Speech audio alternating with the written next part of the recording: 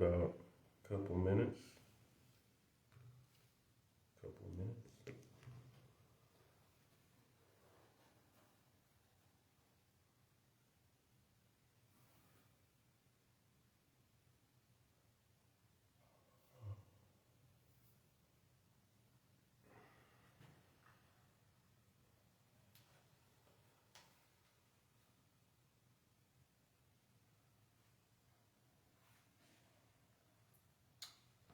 Meantime, while we wait, shalom.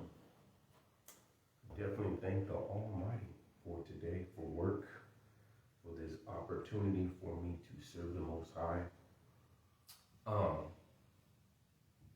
Even taking my days off and leaving early because I had to rush, get ready for a double Sabbath we have coming. Just making sure your mind's right with the Most High. And then the Almighty giving me favor. I thank the Almighty for favor. And not saying I have as much, money as I want or financial freedom as I want. But I have seen some times where the Almighty showed me, hey, He's with me. My relationship with the Most High is different. A lot of it has been based off of chastisement and off of struggle. I don't know if He deals with His children different, each one. You can see that, His relationship with David and Moses and whatnot. But you look at, it's because He was filling prophecy. He was using Moses to get them out of the land, or He's using David because Mashiach was going to come through that, But on an individual basis, a lot of my relationship with the Most High has been through chastisements, learning what to do and what not to do, learning, you get comfortable, especially when your first 5 years, it's kind of like marriage. It's real rocky. They say the first 5 years of marriage is real rocky. In like manner, that's how it is with the Most High, because you get baptized, you repent from some sin and whatnot, you get baptized, and let me play around with a little bit of this music, or let me do this, and you just try to test your boundaries, even though you love the Most High, but you're trying to see, what you could. I got away with this one time. He must be good. And then finally he chastised you, like, all right, I ain't gonna do that again. I remember one time, when we were first spying out the land to come to get out of Babylon, like Moses did, come spy out the land. So I tell people, hey, come spy out the land. Shalom, Brother Johnny. I was like, hey, yeah, come spy out the land. Hey, you wave. It's not pressing the button. There you go. How they spied out the land. So I tell people, hey, come visit Belize. Make a trip to Belize and see what it's about. See how your money goes further. Everything, right? So something happened and we mismanaged the tickets. We bought me, Sister Whitney, and I think 3. Sister Britt was here at the time, Kamari, Ariel. And I don't even know if Nava was on the scene. Maybe Nava was on the scene. So it was 6 tickets, or she was going to sit on the lap. 5 tickets. And we bought them. She bought them for Friday, but the flight would have took us, because it's an 11-hour flight, it would have took us into a Sabbath. And so at this time, we couldn't switch the tickets. And if we switched the tickets, it would have cost us $250 per person. So we're looking at $1,100, and we had money, but we're like, it's $1,100. And we're like, well, we are kind of flying out there to, seek the Most High and, get out of Babylon. In your mind, you start rationalize money. You're like, well, we're kind of, getting out of Babylon is kind of doing the work of the Almighty. And you kind of talk yourself into not doing what you're supposed to do towards the Most High, right? On our way up to LA, the car broke down. So we had to hurry up, get all this luggage into a van, so we had to pay money to get to the van. I had to call AAA to get it towed to some random shop that they were closed because it was late. So we just dropped it off at the closest shop by LA. And then hurry up, and I had to make it to this flight, right? So the car broke down and everything. By the time they charged, because we went there for a week or something, the mechanic shop charged like $50 a day or something like that. And then they charged like $7. We end up paying like maybe $100 more than just us changing the tickets. And I learned, all right, Almighty, I ain't doing that again. I'm good.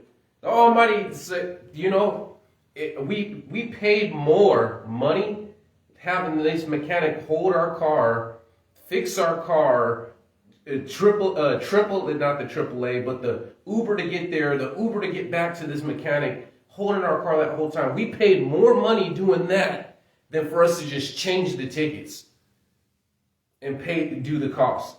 And that's those situations like, I got it, Almighty. I don't even need you to spank me no more times.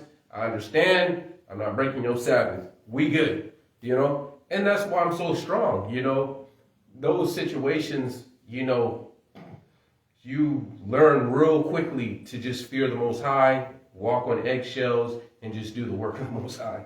It's just so much profitable and so much peaceful in your life. Be so much peace in your life if you just keep His commandments. So, Shalom, Gia. I'm surprised you guys are on, not because, we're meeting off feast days, but I'm pretty sure you guys are getting ready for the double Sabbath and you're in different time zones. Praise the Almighty, Johnny's on. I know we're in different time zones. For all you people new to True Hebrews United, we got brothers and sisters in different time zones and different areas. So our main thing is make sure you watch service every day. If you got to work or whatnot, just make sure you assemble and watch service every day. So hopefully that helps you guys out. With all that said being done, welcome to True Hebrews United of the Almighty Yeshua. It's your beloved holiness instructor, disciple, just I'm about to get into the book as usual. Definitely give all honor to the Almighty Yah through His Son Yeshua Mashiach. Definitely double honor to the apostles, the prophets, evangelists, the teachers, the elders, bishops, deacons across the whole planet. Teaching, preaching, persuading people to repent from their sin and reaching these souls. Definitely all the brothers and sisters keeping the Almighty's commandments, statutes, judgments, precepts, and ways. In the trenches. It's a tough walk. Sometimes you get those forks in the road. It's a tough walk, but praise the Almighty. Definitely all the people on the Facebook and the YouTube that share, like, comment, follow, and to us in support of us. I appreciate you guys. I want you guys to make it into the kingdom. So, with all that said being done, let's let the fingers do the walking and the scriptures do the talking. Give me Matthew 22, verse. We're getting ready for the high Sabbath, starting in about a couple hours for me. Might already be the Sabbath for some of the sisters in Belize and whatnot, brothers and sisters in Belize. So Matthew 22, verse. Verse 1. Matthew 22, verse 1. And Yeshua answered and spake unto them again by parables, and said, In the kingdom of heaven is like unto a certain king which made a marriage for his son. And he sent his servants and called them that were bidden to the wedding, that they would not, and they would not come. So the Almighty is giving a call for his son, Yeshua Mashiach. He's calling these people to salvation, but he's saying the kingdom of the Almighty is like he's calling them to a wedding for his son. And it says, but they would not come. Let's keep going. And again, he sent other servants, saying, Tell them that are bidden, Behold, I have prepared my dinner, my oxen, my fatlings are killed, and the things are ready to come into this marriage. Most people that go into the lake of fire have heard about the Holy Scriptures more than one time, heard about Yeshua Mashiach dying for our sins more than one time. This isn't new to these people. People as kingdom, it may be through a false church or whatnot, but they had an opportunity to learn some portion of him. Let's keep going. But they made light of it and went their ways, one to his farm and another to his merchandise. And Remnant took his servants and entreated them spitefully and slew them. But when the king heard thereof, he was wroth. And he set forth his armies and destroyed the murderers and burned up their cities. Then said unto his servants, The wedding is ready, but they were bidden were not worthy. He says, Go ye therefore into the highways, as many as you shall find, and bid to the marriage. So the servants went out into the highways and gathered together as many as they found, both bad and good, and the wedding was furnished with guests. And which will be, because all the people that go to the lake of fire, it says that you should see Abraham, Isaac, and Jacob, and all of the prophets, and you thrust out. So when everyone's going to get judged before the judgment seat of Hamashiach, they will get into the kingdom for judgment. And then they'll get sent to the lake of fire. So let's keep going.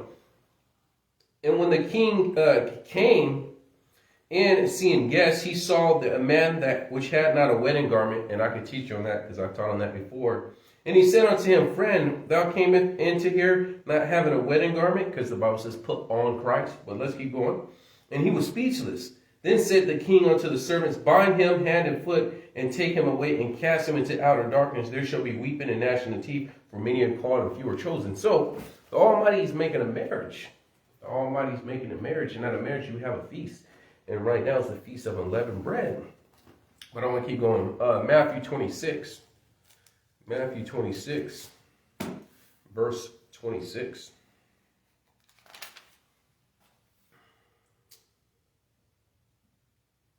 All right. And as they were eating, Yeshua took bread and he blessed it and brake it and gave it to his disciples and said, Take, eat, this is my body. And he took the cup and he gave thanks and he gave it unto them and says, Drink ye all of it. For this is my blood of the New Testament, which is shed for the remissions of sins. But I say unto you, I will not drink henceforth this fruit of the vine until that day when I shall drink it anew with you in my Father's kingdom. So there's going to be a great feast. And we're keeping the feast now, but we're waiting for the great feast that the Almighty is going to have for his people. So let's keep going. Give me Matthew 25. Matthew 25, we're going to start at verse 31. When the Son of Man shall come in his glory, and all the holy angels with him, then shall he sit upon the throne of his glory, and before him shall be gathered all nations. And he shall separate them one from another, as a shepherd divided the sheep from the goats. And he shall set the sheep on his right hand, but the goats on his left. Then shall the king, we'll stop right there. We'll read verse 34. Then shall the king say unto them that are on his right hand, Come ye, blessed of my Father, inherit the kingdom prepared for you from the foundation of the Almighty. So when the Almighty comes and he passes judgment, and he sets up his kingdom for this 1,000 years, he's going to set up his sheep. He's going to judge these nations. He's going to set up his sheep. And he prepared a paradise for us. But let me give you Luke, and then I'm going to expound on all of it. Give me Luke chapter 12.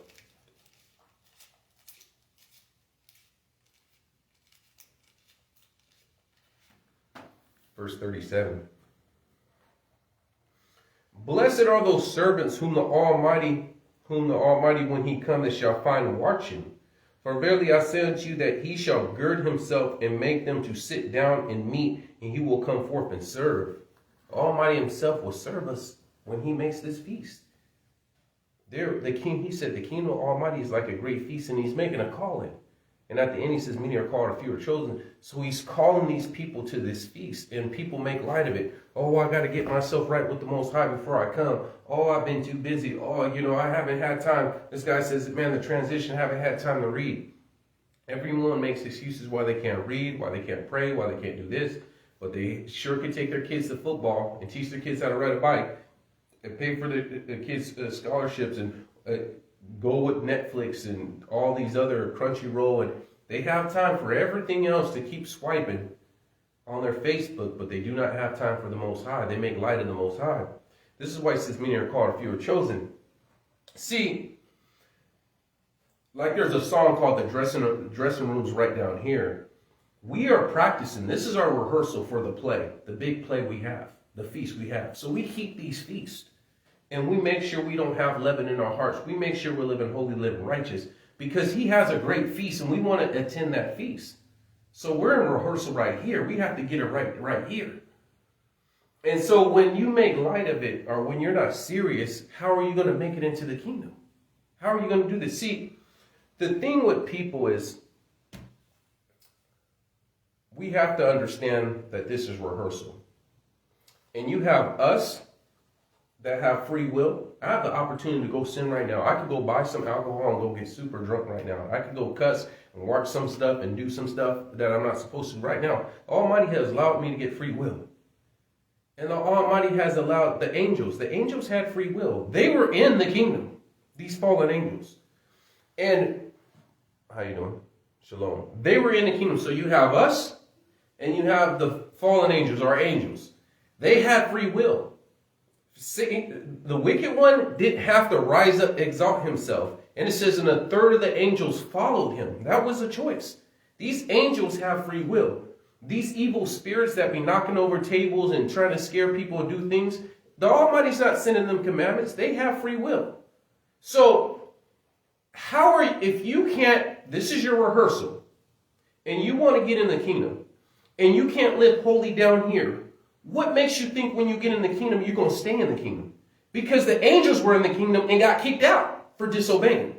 So you think you could disobey, and let me guess, you're going to get it right once you get into the kingdom.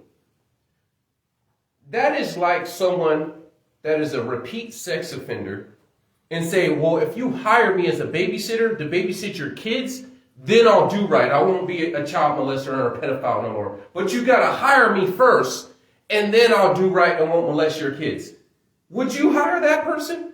So what makes you think we could live in sin here, get into the kingdom, and then get it together? This is why you have to get right down here. This is why this is our rehearsal right down here. Because down here we have free will. And what do you think when we get in the kingdom, we're just a robot and just always live holy? No, you got free will in the kingdom. The angels have free will and they got kicked out. Some of them got kicked out because they free will. They chose to disobey. And because of that, they got kicked out. There was no place found for them in the kingdom, in heaven. So if you can't get it right down here in rehearsal, even by chance, if he allowed you to get into his kingdom, let's say hypothetically somehow you snuck in or something. Let's just say that. Let's say you can't. But you never had it in your heart to fully obey down here. You're just going to be like the fallen angels and get kicked out. You're just going to be just like them. And then you could argue the fact, well, that's not necessarily true because, the angels really didn't understand the power of the Most High, or really, we don't really know. It says in the beginning he created heaven and earth, and we don't know how long it took him to create the heavens. We don't know how he created the heavens. We just know how he created the earth. We don't have that information. So we don't know what they knew, what they didn't know, and they maybe didn't have no books that we have to go by, but we see their mistakes, kind of like when you see people drinking, you're like, man, I want to drink. Oh, that's pretty cool. And you see people smoking, you start smoking, you're like, oh, that's pretty cool. And then you see some people doing some other drugs. Oh, man, I did some shrooms, or this, I was hallucinating. And you're kind of tempted. You're like, man, I want to see how that feels like. And then you see a crackhead, and you're like, I'm good. I've seen these crackheads on the street. I don't want to try no crack, no heroin, no none of that, no tweak. I'm good. I'm good. I already see the outcome of that. I'm super good. So you could argue the fact, well, we've learned our lessons from seeing the fallen angels, and we've learned our lessons from seeing Israel fall. So if we got in the kingdom, we just won't make the same mistake. But the problem you have is he doesn't want a sinner in. I'm not going to hire a pedophile and then in hopes that he's not going to molest my kids as a babysitter.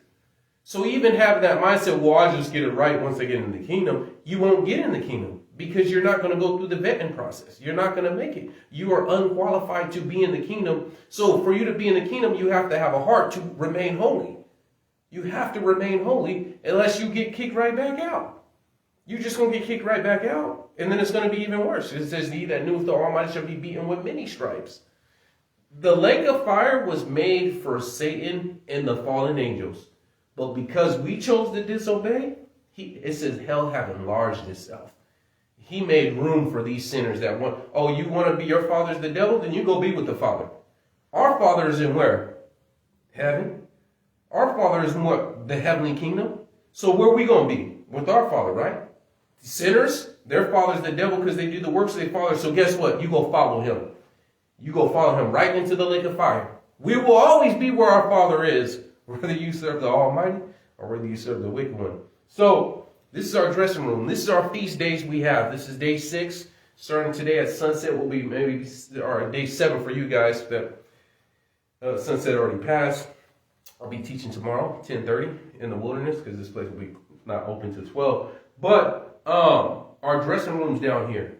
We practice, and this is our rehearsal. We practice these feasts because we believe when he gets in his kingdom, it says he will sit down. I'll read this again.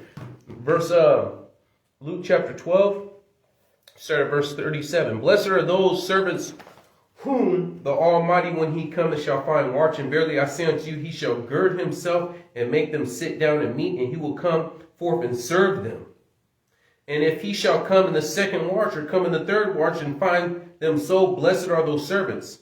And this I know, that if the good man have known what hour the thief will come, he have watched and not suffer his house to be broken up there. Therefore be ready also, for the Son of Man cometh at an hour when you think not. Be ready. You don't got to get ready if you stay ready. Be ready. We're rehearsing right here. We're keeping these feast days in an expectation to one day we're going to keep this day with the Most High. One day. We're keeping this with brothers and sisters right now. But remember, one day we will keep this feast of unleavened bread with the Most High, with the Creator of all things.